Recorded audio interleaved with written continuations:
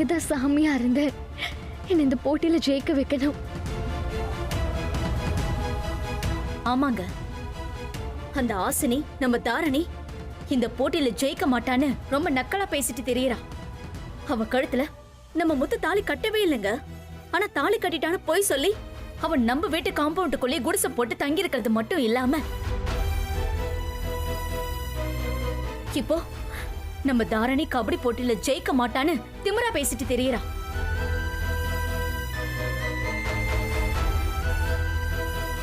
நம்ம தாரணி அவகிட்ட சவால் விட்டுருக்கா. நான் இந்த போட்டியில ஜெயிச்சு காட்டுறேன், நான் ஜெயிச்சுட்டா நீ இந்த ஊரை விட்டு போயிடுவியான்னு சவால் விட்டுருக்கா. தாரணி அவ சவால்ல ஜெயிக்கணும். அந்த ஆசினி இந்த ஊரை விட்டே போகணும். அதுக்கு நீங்க தாங்க கருணை காட்டணும். அப்பா, அந்த ஹாசினி நம்ம குடும்பத்துக்கு எத்தனையோ நல்லது பண்ணிருக்காதான்.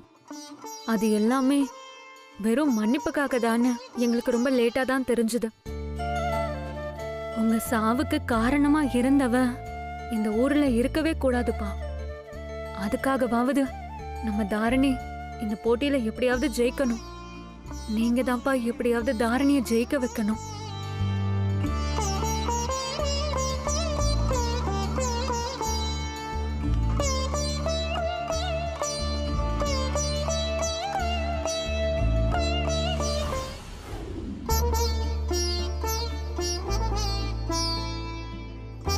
இன்னைக்கு நடக்க போற செலக்ஷன் போட்டியில தாரணி எப்படியாவது ஜெயிச்சிடணும். தாரணியை இந்த போட்டியில கலந்துக்க விடாம தடுக்க அந்த பாரதியும் அவங்க அப்பாவும் ரவுடிங்ல ஏற்பாடு பண்ணி சதி பண்றாங்க. நான் எப்படியோ அந்த ரவுடி கிட்ட இருந்து தாரணியை காப்பாத்திட்டேன்.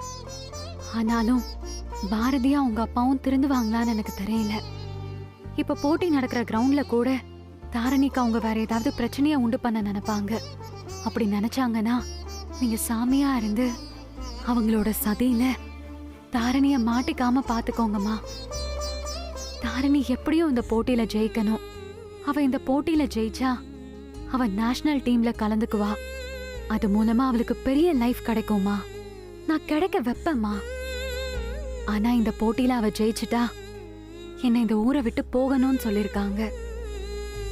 அதை என்னால எப்படி தடுக்க முடியும்னு தெரியல.